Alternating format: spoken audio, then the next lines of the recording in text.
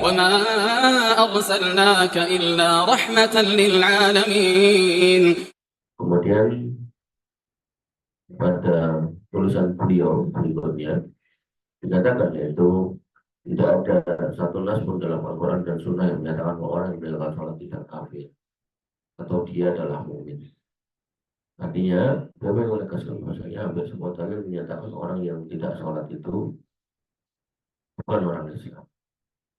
Kalaupun ada, hanyalah nas-nas yang menunjukkan keutamaan tauhid, syahadat, la ilaha illallah, wa anna Muhammadan Rasulullah, dan pahala yang diperoleh karenanya. Namun nas-nas tersebut muqayyad, dibatasi oleh ikatan-ikatan yang terdapat dalam nas itu sendiri, yang dengan demikian tidak mungkin sholat itu ditinggalkan atau disebutkan dalam satu kondisi tertentu yang menjadi alasan bagi seorang untuk meninggalkan sholat atau bersifat umum, sehingga perlu dipahami menurut dalil yang menunjukkan kekafiran orang yang meninggalkan sholat.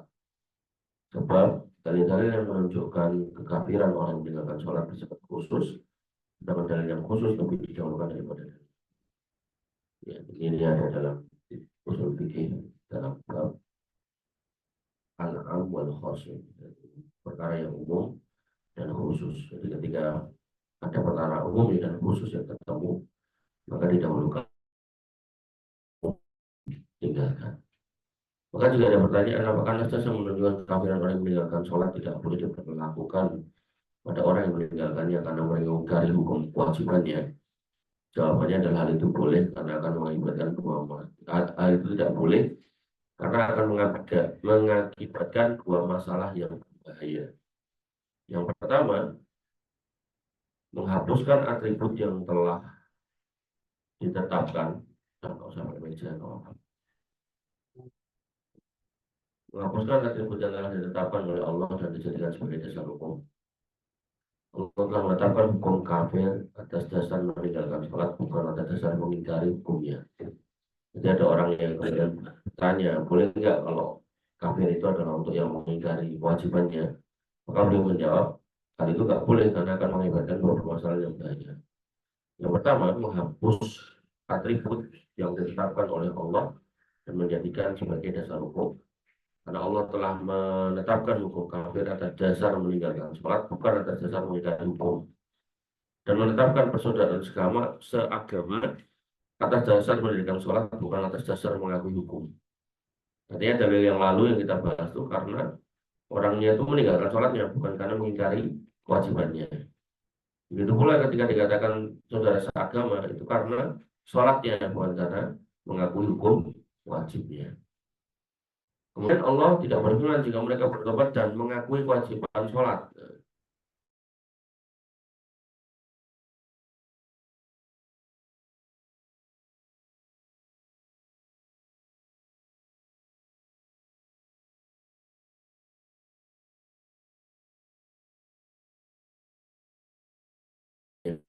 Tidak.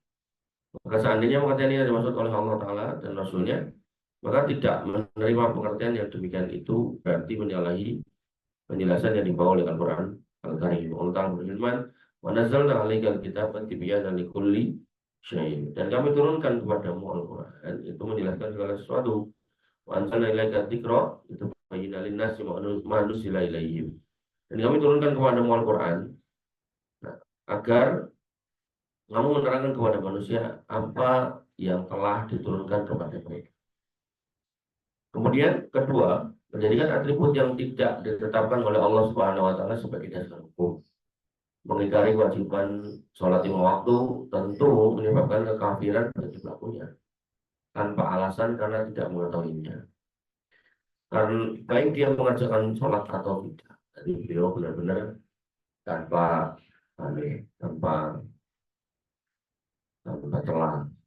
celah.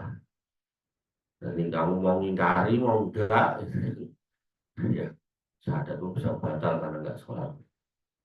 Kalau ada seorang mengerjakan sholat lima waktu dengan lengkap segala syarat, rukun, hal-hal yang wajib dan sunat, namun dia mengingkari bahwa sholat adalah wajib tanpa ada satu alasan apapun baginya dalam hal ini, maka orang itu kafir sekalipun dia tidak meninggalkan. Jadi Kalau orang itu mengingkari kewajibannya, sedangkan dia sholat, maka tetap dianggap kafir. Apalagi nggak sholat. Sehingga nggak sholat toh juga bisa menjadikan orangnya kafir. Ini pendapat saya Utsaimin, demikian tegas. Dengan demikian jelas bahwa tidak benar jika hal tersebut dikenakan kepada orang yang meninggalkan sholat karena mengingkari kewajiban. Yang benar ya bahwa orang yang meninggalkan sholat adalah kafir, dengan kafiran yang menyebabkan keluar dari Islam, sebagaimana secara tegas dinyatakan dalam satu hadis riwayat Ibnu Abi Hatim dalam kitab Sunan dari Ubadah Rasul radhiyallahu an yang menunjukkan Nabi SAW bersabda, la billahi syai'a rukus sholah amidan wa man taraka amidan minal millah. Jadi ini kalimatnya adalah man sholat, tetapi apa yang meninggalkan amaliyahnya, yang meninggalkan amaliyah, maka di sini dikatakan kharaja minal millah, dia telah keluar dari agama. Demikian pula jika hadis ini kita kenakan kepada yang meninggalkan sholat karena mencari kewajibannya, maka penyebutan kata sholat secara khusus dalam nas tersebut tidak ada gunanya sama sekali. Hukum ini bersifat umum, termasuk zakat, puasa, dan haji. Barang siapa yang meninggalkan salah satu kewajiban tersebut karena mengingkari kewajibannya, maka dia pasti kafir. Jika tanpa alasan karena tidak mengetahui. Karena orang yang meninggalkan sholat adalah kafir menurut dalil Sam'i Asari, yaitu Quran dan Sunnah. Maka menurut dalil akli nadhari, yaitu logika, ini yang kalau dalam kitab Minhajul Muslim, ini dalil nakli, atau ini dalil akli. Secara logikanya juga demikian. Bagaimana seorang dikatakan mempunyai iman, sementara dia meninggalkan sholat yang merupakan sendi agama. Jadi imanmu di mana? Kamu di Tuhanmu, kemudian kamu nggak mau sholat. Dan pahala yang dijanjikan bagi orang yang mengerjakan menuntut kepada siapa ya orang yang berakal dan beriman agar segera melaksanakan dan dibacakannya. Serta ancaman terhadap orang yang meninggalkannya menuntut kepada siapa orang yang berakal dan beriman untuk tidak meninggalkan dan melalaikannya. Dengan demikian, apabila seorang meninggalkan sholat, berarti tidak ada lagi iman yang tersisa pada dirinya. Jadi beliau mengatakan bahwasanya kalau memang kamu beriman, bahkan ketika imanmu sedang turun sekalipun, kamu mesti sholat. Kamu mesti sholat. Tapi kalau udah nggak mau sholat, maka beliau menegaskan kalau kamu tuh nggak punya iman. Gitu. Nah, jika ada pertanyaan, apakah kekafiran bagi orang yang meninggalkan sholat tidak dapat diartikan sebagai kufur nikmat, bukan kufur millah, atau diartikan sebagai kekafiran yang tingkatnya di bawah kufur akbar, yaitu kufur juga kufrin, seperti adanya kekafiran disebutkan dalam sabda Nabi SAW, isnatani bin nasi huma bihimul kufr, dua perkara terdapat manusia yang keduanya merupakan perkara kekufuran, yaitu at-ta'nu fin nasab, yaitu mencela keturunan, waniyahatu alal mayyit, dan meratapi orang mati.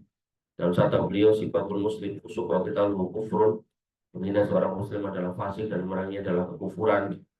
Nah, maka jawabannya, pengertian seperti ini dapat mengacu pada contoh tersebut. Pengertian seperti ini dengan mengacu pada contoh tersebut tidak benar karena beberapa alasan. Jadi beliau tetap tidak mau mendefinisikan kufurnya, kafirnya orang yang tidak sholat itu dengan kufur, tidak kufurin, beliau nggak mau. Alasan yang pertama, bahwa Nabi SAW telah menjadikan sholat sebagai batas antara kekafiran dan keimanan. Jadi bedanya orang kafir dan orang iman itu meninggalkan sholat, kata Nabi SAW. Dan perjanjian antara orang kafir dan orang iman dan orang kafir yang membedakan mereka adalah tentang sholat. Dan batas ialah sesuatu yang membedakan antara apa yang dibatasi setelah misalkan dari yang lain, sehingga kedua hal yang dibatasi itu kelainan dan tidak bercampur antara satu dengan yang lain. Jadi kalau sudah dikatakan batas itu berarti ya sisi sana itu punya orang sana, sebelah sini punya orang sini gitu. Nah, sehingga dalam hal ini ketika Nabi mengatakan perbedaan antara kita orang iman dan orang kafir itu adalah sholat, ya wes. Berarti di sini udah bahasanya udah orang kafir. Jadi bukan sekedar bias. Kedua, sholat adalah salah satu rukun Islam. Maka penyebutan kafir terhadap orang yang meninggalkannya berarti kafir terhadap Islam atau keluar dari Islam. Karena dia telah menghancurkan salah satu sendi Islamnya, berbeda dengan menyebutkan kafir terhadap orang yang mengerjakan salah satu macam perbuatan kekafiran. Nah, jadi kalau tadi dikatakan sebabul muslim fusuk wa qitaluhu kufrun, gitu kan. Qital di sini ya, kenapa dikatakan tidak mengeluarkan seseorang dari Islam, tapi itu disebut kufrun dan kufrin karena kemarin ayatnya kemarin wa in ta'ifatani minal mu'minina tatalu. Kalau ada dua kelompok kaum muslimin saling bertempur, gitu kan. Bertempur itu kan bunuh-bunuh. Padahal kita sibabul muslim fusuk wa qitalul kufrun. Qitalul muslimin itu termasuk kekufuran, maka itu bukan kekafiran, tapi kufrun duna kufrin. Kufur yang di bawah kekafiran, tidak mengeluarkan dari Islam. Karena tadi ayatnya wa in ta'ifatani minal mu'minina tadalu fa aslihu baina akhwaikum. Kalau dua orang kelompok kaum muslimin bertikai, ya, disebut masih kelompok kaum muslimin. Fa aslihu baina akhwaikum, maka perdamaikan di antara dua saudara. Ini menunjukkan mereka masih bersaudara secara keimanan, tidak bisa dikafirkan. Makanya ya dalam bab orang-orang Khawarij, walau alam yang saya tahu nggak ada ulama yang mengkafirkan mereka, walaupun orang Khawarij itu memerangi kaum muslimin. Ya, dalam kasus kita di Indonesia dengan adanya orang-orang LDI yang mengkafirkan sama kaum muslimin, maka kita tidak boleh membalas dengan mengkafirkan mereka, gitu. Karena sama-sama masih ahlul kiblah. Mereka sholat, kita sholat. Adapun yang mereka lakukan kepada kita, ya biarin aja. Bukan keputusan mereka untuk mengatakan seperti itu. Yang kedua, sholat rukun Islam. Maka penyebutan kafir terhadap orang yang meninggalkannya berarti kafir, keluar dari Islam karena dia telah menghancurkan sendi Islamnya. Berbeda dengan penyebutan kafir terhadap orang yang mengerjakan salah satu macam perbuatan kekafiran, seperti tadi membunuh orang Islam. Ketiga, di sana ada nasas lain yang menunjukkan bahwa orang yang meninggalkan sholat adalah kafir karena kekafiran yang menyebabkan keluar dari Islam. Dan karena itu, kekafiran ini harus dipahami sesuai dengan arti yang dikandungnya, sehingga nasas ini akan sinkron dan harmonis dan tidak saling bertentangan. Keempat, penggunaan kata kufur berbeda-beda. Tentang meninggalkan sholat, beliau bersabda, "Baina rajuli wa baina syirki wal kufr."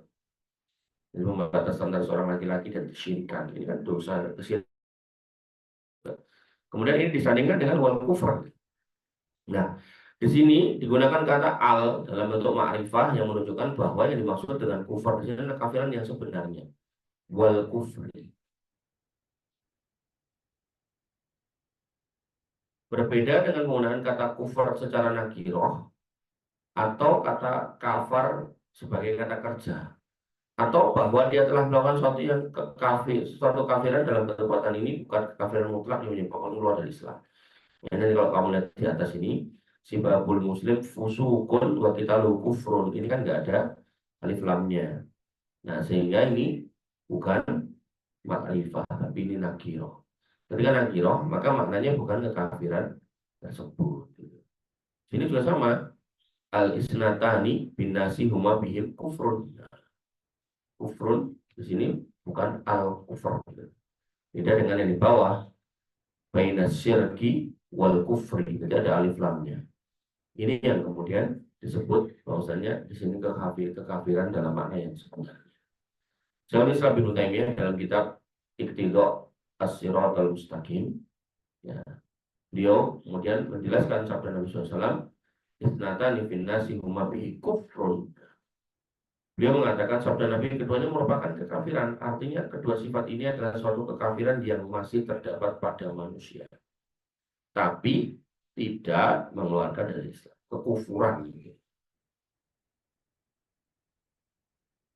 itu pelajarannya. Jadi kalau kamu mendapati dalil menggunakan kata alif lam, ya, itu menunjukkan sesuatu yang spesifik khusus. Jadi kedua sifat ini adalah suatu kekufuran, karena sebelum itu keduanya termasuk perbuatan orang-orang kafir, tapi masih terdapat pada manusia yang sudah beriman. Kok dilakukan? Maka itu perkara kekafiran, tapi tidak menyebabkan kafir. Namun tidak berarti bahwa setiap orang terdapat pada dirinya salah satu cabang kekafiran dengan sendirinya menjadi kafir karena secara mutlak, sehingga terdapat pada dirinya hakikat kekafiran. Begitu pula tidak setiap orang yang terdapat dalam dirinya salah satu cabang keimanan dengan sendirinya menjadi mukmin. Penggunaan kata al-kufr dalam bentuk ma'rifah, ya, Bagaimana disebutkan dalam sabda Nabi SAW, laisa bainal abdi wa bainal kufri. Di sini dikatakan al-abd. Ya. Al-abd di sini adalah hamba yang beriman, dan di sini adalah al-kufar, ya. Orang yang kafir, kekafiran dalam arti yang sebenarnya, awisyirki illa tarkus sholat. Di sini meninggalkan sholat. Bukan soal pengakuan pada kewajiban hukumnya, tapi proses perbuatan amaliyahnya ini, sholatnya ini. Makanya tadi di depan, orang kalaupun sholat tapi dia nggak mengimani kewajiban sholat, itu ya kafir. Nah, yang benar gimana? Imani kewajiban sholat dan sholatlah. Yang menggunakan kalimat positif. Maka apabila telah jelas bahwa orang yang meninggalkan sholat adalah kafir, keluar dari Islam berdasarkan dalil di atas, maka yang benar adalah pendapat yang dianut oleh Imam Ahmad bin Hanbal. Ini yang disebut dengan tarjih. Jadi Syekh Al-Utsaimin rahimahullah mentarjih pendapat Imam Ahmad bin Hanbal. Jadi dalam madhab 4, ya, A'immatul Arba'ah berselisih pendapat. 1, Imam Ahmad bin Hanbal pendapat orang yang tidak sholat itu kafir. 3 sisanya, yaitu Imam Abu Hanifah, Imam Malik, dan Imam Asy-Syafi'i berpendapat tidak kafir tapi fasik. Nah, maka Syekh Utsaimin kemudian mencoba untuk mendeskripsikan lagi penjelasan hukumnya, dan beliau sepakat dengan pendapat Imam Ahmad bin Hanbal. Nah, inilah yang disebut dengan madhab. Bahwasanya ada perbedaan satu dengan yang lain dalam konstruksi hukum, tapi ya, sebagai seorang tulab atau walib atau tilmid kecil, tolib kecil, gitu kan, maka kita, ya, bisa membahas atau mengkaji lagi. Tapi nek kamu kurang awam, nah, maka silakan kamu ikut. Tapi dalam hal memungkinkan untuk membahas, mengkaji, atau membaca lagi pendapat-pendapat itu secara detail, maka di situ seorang thalibul ilmi harusnya kemudian melakukannya. Jadi bukan taklid, ya. Artinya kalau kita ingin belajar fikih pakai Syafi'iyah karena kita tinggal di negeri Indonesia, silakan. Tapi dalam kasus-kasus tertentu, kalau memungkinkan untuk kita kemudian mempelajari, sekali lagi mempelajari, ya, bukan membantah mata-mata, bukan, mempelajari, ya, konstruksi hukum tiap madhab. Oh, ini madhab Hambali, ini madhab Syafi'i ini, ya, maka itu lebih baik, gitu ya. Oh, kayak di Indonesia misal ya, jelas-jelas semua madhab mengharamkan, ya, musik gitu aja, ya, itu aja ditinggalkan kok. Kalau masa kita ngomongkan apa namanya perbedaan pendapat yang kemudian kita bisa pelajari lagi, tidak boleh. Ya, jadi semua madhab itu mengharamkan musik. Ketika semua madhab musik, masuk madhab itu termasuk yang paling keras soal musik, ya, maka saja dilanggar di Indonesia, maka dibungkus dengan bungkus-bungkus agama. Ya. Harusnya ya kita kemudian tidak ada masalah kalau kita mempelajari apa namanya hukum terkait dengan meninggalkan sholat, ya, kemudian membandingkan dengan madhab yang lain. Artinya kemudian kalau kita belajar madhab Syafi'i itu kita tinggalkan, kita milih Hambali misal itu, ya nggak ada masalah. Yang jelas-jelas nggak boleh aja tetap ditabrak kok, gitu. Kemudian Al-Imam Asy-Syafi'i sebagaimana disebutkan oleh Ibnu Katsir dalam tafsirnya tentang firman Allah Subhanahu wa taala, faqala fa min ba'dihim khalfun adau shalah wa tabu syahawat. Ya, disebutkan bahwasanya oleh Imam Ibnu Qayyim dalam kitab As-Shalat, ini merupakan salah satu dari 2 pendapat yang terdapat dalam mazhab Imam Syafi'i, yaitu atau lagi pun menukilkan demikian dari Imam Syafi'i. Jadi dalam mazhab Imam Syafi'i pun, ya, juga ada pendapat yang mengkafirkan orang yang tidak sholat. Nah, sehingga, ya, ini kalau kita ingin keluar dari khilafiyah, ketika ada ulama yang mengatakan hukumnya kafir dan satu fasik, gitu. Nah, maka kalau kamu ngambil yang fasik, ya, khawatirnya tetap kesenggol yang kafir. Maka paling aman ya kamu ambil yang kafir agar kemudian kamu hati-hati, sehingga kalau kita hati-hati maka kita nggak akan jadi orang fasik. Ya, artinya kalau ada ulama mengatakan satu haram, satu halal, ya paling aman tinggalin, udah gitu aja. Daripada kamu mengambil yang halal ternyata yang benar yang haram, kan salah. Nah, dalam hal ini yang satu mengatakan fasik, satu mengatakan kafir, yang paling aman pegang yang kafir. Sehingga apa? Ya kamu tanamkan dalam dirimu, aku harus sholat. Jadi kalau kamu punya istri, istriku harus sholat. Kalau kamu punya anak, anakku harus sholat. Enggak boleh enggak. Gitu. Termasuk yang perempuan, kalau mau nyari suami, suamiku harus sholat. Jadi nanti itu menjadi parameter, gitu, parameter keislaman. Makanya Nabi mengatakan apa? Idza ja'atkum man tardawna dinahu wa khuluquhu.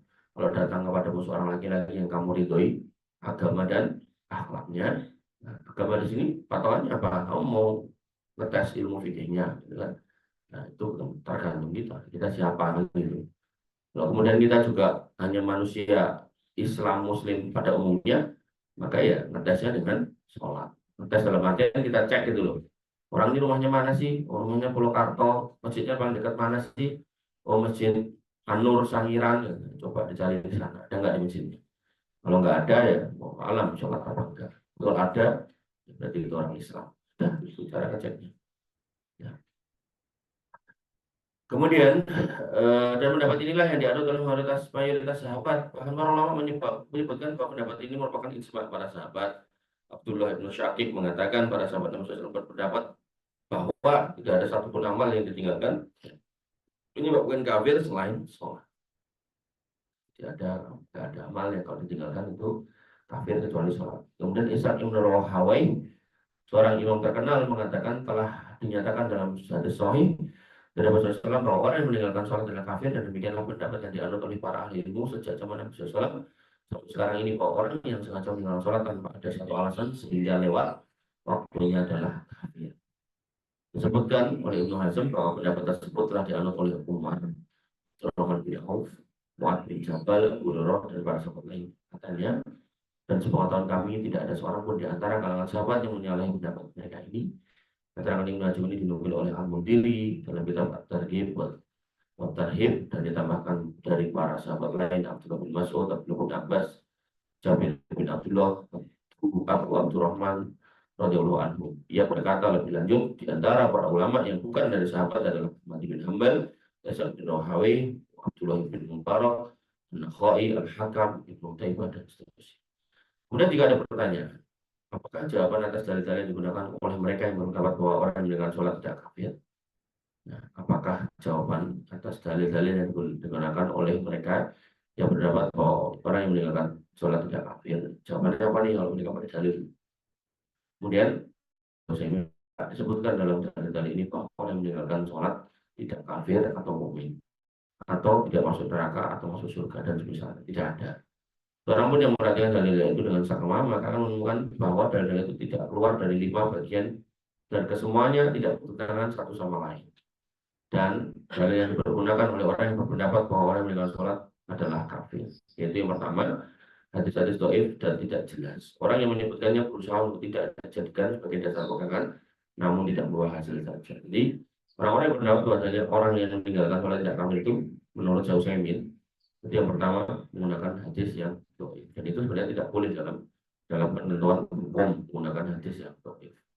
Oke, dalam kitab Sahih Bukhari kamu nggak temui hadis-hadis yang dhaif, karena harapannya kitab itu menjadi kitab rujukan hukum. Adapun dalam kitab Adabul Mufrad yang karya Imam Bukhari juga, di situ ada hadis yang dhaif. Kenapa di situ dimasukkan? Karena itu bagian dari akhlak yang kemudian tidak bertentangan dengan hukum, ya. Itu kalaupun diambil dari hadis yang dhaif masih bisa dipakai, ya. Apalagi kalau ada syahidnya, ada syahid-syahidnya. Misalnya hadis A mengatakan senyum itu sedekah, hadis B mengatakan senyum itu baik, yang mengatakan senyum itu baik itu dhaif, maka itu bisa dipakai. Itu contohnya kayak gitu. Tapi kalau udah konteksnya dalam hukum, maka hadis dhaif harus ditinggalkan. Bagian kedua, pada dasarnya tidak ada dalil yang menjadikan pijakan pendapat mereka yang mereka anut dalam masalah ini. Seperti dalil yang digunakan oleh sebagian orang, yaitu firman Allah, Innallaha la yaghfiru an yushraka bihi wa yaghfiru ma duna dzalika liman yasha'. Ma duna dzalika dalam ayat ini yaitu artinya adalah dosa-dosa yang lebih kecil dari syirik, bukan dosa selain syirik. Jadi duna di sini menurut Syekh Utsaimin adalah yang di bawahnya, bukan selainnya. Berdasarkan dalil bahwa orang yang mendustakan apa yang diperintahkan oleh Allah dan Rasulnya adalah kafir, dan kekafiran yang tidak diampuni, sedangkan dosa meninggalkan sholat tidak termasuk syirik. Andai kata kita menerima bahwa firman Allah maduna dzalik, dosa selain syirik, niscaya ini pun termasuk dalam bab al-am al-makhsus, dalil umum yang bersifat khusus dengan adanya nas-nas lain yang menunjukkan adanya kekafiran yang disebabkan oleh dosa selain syirik, dan kekafiran yang menyebabkan keluar dari Islam termasuk dosa yang tidak diampuni sekalipun tidak termasuk syirik. Jadi beliau ingin mengatakan bahasanya ini bukan argumen untuk kemudian menyatakan orang yang tidak sholat itu tidak kafir.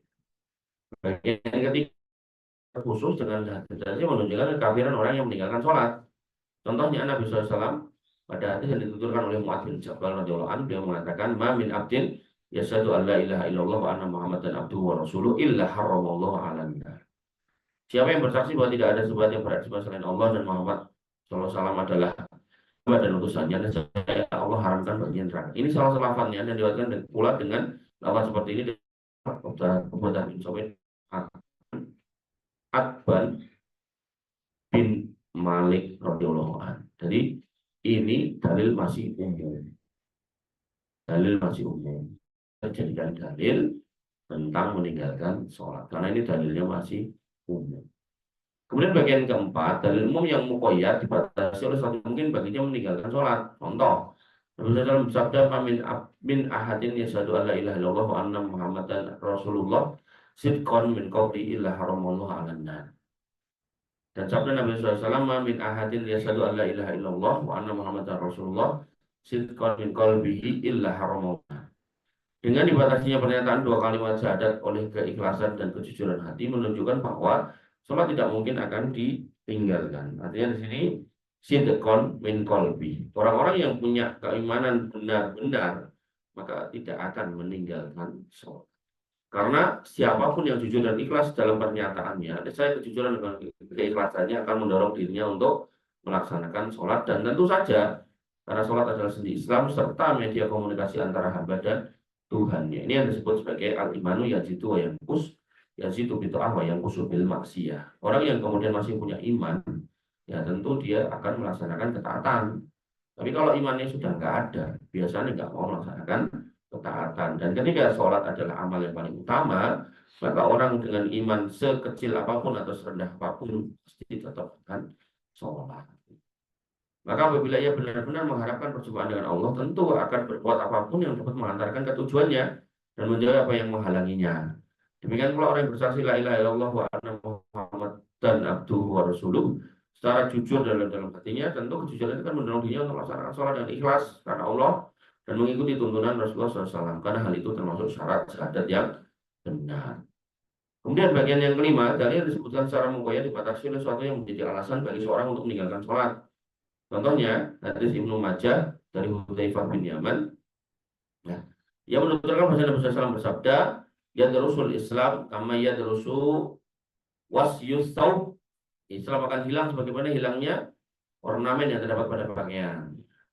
Wa tabqa tawaifu minan nas asy-syaikhul kabir wal ajuz, dan akan tertinggal beberapa kelompok manusia yaitu kaum laki-laki dan wanita tua yang renta. Yaqulun, mereka berkata, adrobna aba'ana ala hadhil kalimah la ilaha illallah fa nahnu naqul. Ya, kami mendapatkan orang tua kami hanya mengatakan menganut kalimat la ilaha illallah dan kami pun mengatakannya. Maka silah berkata kepada Hudzaifah, tidak berguna bagi mereka kalimat la ilaha illallah bila mereka tidak tahu apa itu sholat, apa itu puasa, apa itu haji, dan apa itu zakat. Maka Hudzaifah memalingkan mukanya dengan menjawab, wahai silah, kalimat itu akan menyelamatkan mereka dari api neraka. Berulang kali dia katakan seperti itu kepada silah, dan ketiga kalinya ia mengatakan sambil menatap dia. Orang-orang yang selamat dari neraka dengan kalimat syahadat saja ini, mereka itu dimaafkan untuk tidak melaksanakan syariat Islam karena mereka sudah tidak mengenalnya. Jadi pada zaman itu Islam sudah nggak dikenal kecuali kalimatnya saja.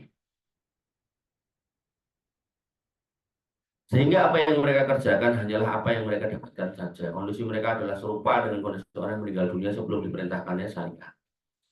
Jadi dia masuk Islam, tapi masuk Islam dia mati. Dia belum pernah sholat. Atau sebelum mereka mendapatkan kesempatan untuk melaksanakan syariat. Atau orang masuk Islam di negeri kafir, tapi belum sempat mengenal syariat, dia meninggal dunia.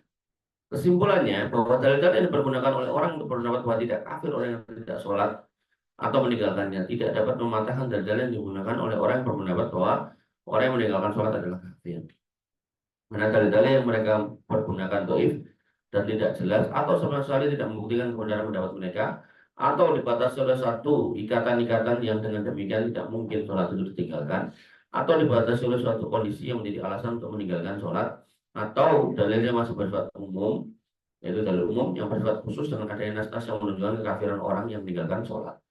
Dengan demikian jelaslah bahwa, silakan pertanyaannya dikirimkan, bahwa orang yang meninggalkan sholat adalah kafir berdasarkan dalil yang kuat dan tidak dapat disangka lagi.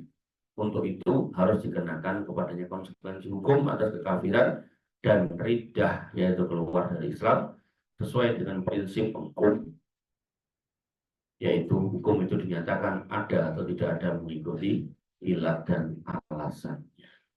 Baik, ikhwan fillah azani Allah wa iyyakum, itu adalah sequel dari pasal yang pertama, yaitu tentang hukum orang yang tidak sholat atau meninggalkan sholat. Dan tadi disampaikan pertanyaan dan bantahan-bantahannya dari Syekh Utsaimin dengan kesimpulan bahwasanya orang yang tidak sholat dihukumi murtad.